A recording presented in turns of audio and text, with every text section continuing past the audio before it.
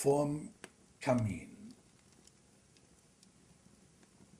Wenn draußen die Kälte das Leben einfriert, Sturm an den Fensterläden rüttelt, kein Mensch mehr den Gang vor die Tür riskiert, selbst der Hund sich fröstelnd schüttelt, dann sollte der Hausherr ein Einsehen haben und Holz generieren von irgendwoher, was brennbar ist, zusammentragen, sei es ihm auch noch so schwer.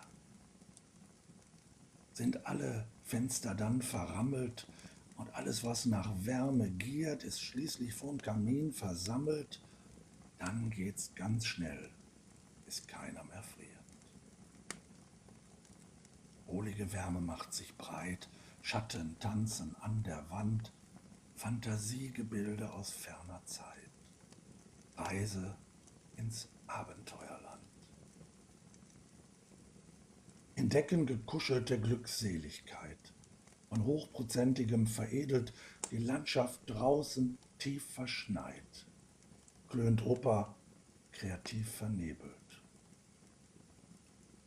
Beim Blättern in den Bildern seines Lebens spinnt er aus feinstem Garn Geschichten, Omas Kopfschütteln ist da vergebens.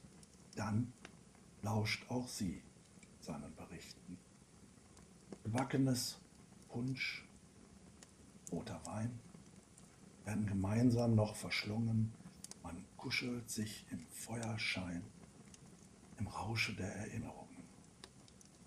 So mancher Schatz wird noch gehoben. Vergessenes wird unvergesslich. Dafür wird Oma Opa loben. Der Wert des Abends unermesslich.